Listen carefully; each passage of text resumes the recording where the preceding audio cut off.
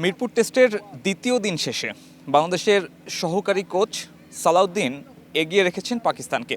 এগিয়ে রাখাটাই স্বাভাবিক।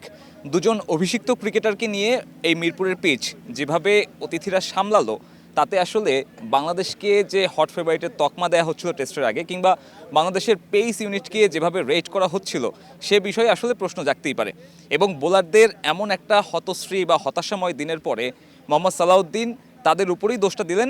বললেন, উইকেট দেখে হয়তো বেশি এক্সাইটেড হয়ে গিয়েছিলেন তাসকিন নাহিদ রানারা। যখন উইকেটে দেখবে যে ঘাস আছে, তারা এক্সাইটমেন্ট আসতেই পারে, কারণ যেহেতু বলে মুভমেন্ট আছে, বল জোরে যাচ্ছে, তখন যে কোনো বলারই হয়তো চিন্তা করে যে হয়তো আমি পেস দিয়ে তাকে বিট করে ফেলবো। আমার মনে হয় যে পাকিস্তানের থেকে আমাদের পেস তো একটু বেশি হইলেও আমাদের এই জায়গাটা আমরা একটু এগিয়েছিলাম। বাট আপনাকে ভালো জায়গায় তো বল করাটা খুব বেশি ইম্পর্টেন্ট। তো আমরা মনে হয় যে আমরা অনেক লুজ বল করেছি, ওইটা যেন কালকে না হয় সেটাই আমরা লক্ষ্য রাখবো। দ্বিতীয় দিন কিংবা 180 ওভার শেষেও মিরপুরের উইকেট মিরপুরের উইকেটের মতো আচরণ করছে না। এখনও এখানে ব্যাট করাটা খুব একটা কঠিন নয়। তবে বাংলাদেশি ব্যাটাররা আজকে দ্বিতীয় দিনে 112 রান তুলতেই যে 6 উইকেট হারালো, কিংবা মোহাম্মদ আব্বাসের যে ফাইফারটা পূরণ করে দিল, তাতে আসলে এই পিচকে খুব একটা দায়ী করার সুযোগ নেই। সহকারী কোচও তেমনটাই জানিয়েছেন সংবাদ সম্মেলনে। বলেছেন, প্রথম আর দ্বিতীয় দিনের উইকেটের মাঝে তফাৎ নেই খুব একটা। উইকেট আসলে খুব বেশি চেঞ্জ হয় না, গতকালে যা ছিল আজকেও খুব একই রকম। আমি বলবো যে পাকিস্তান আজকে খুবই ভালো বল করেছে। এখানে আসলে স্পিনারদের খুব বেশি কিছু করার নেই, বল এখনও ঘুরতেছে না, বল সোজা স্টাম্পে ব্যাটই আসতেছে। হয়তো মাঝে মাঝে দিয়ে একটা লো করতে পারে, বা সেটা পুরো একটা ম্যাচের সিনারিও না।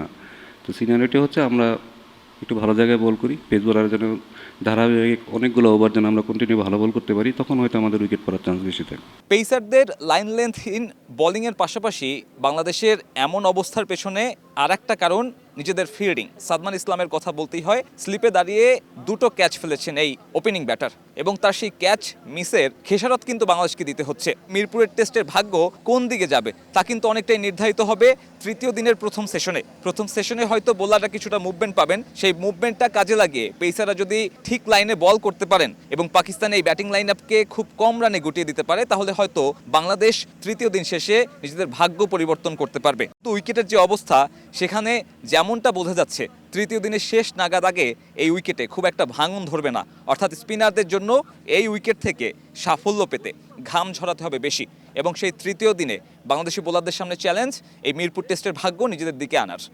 মিরপুর হোম অফ ক্রিকেট থেকে সাব্বির মিথুন, সময় সংবাদ।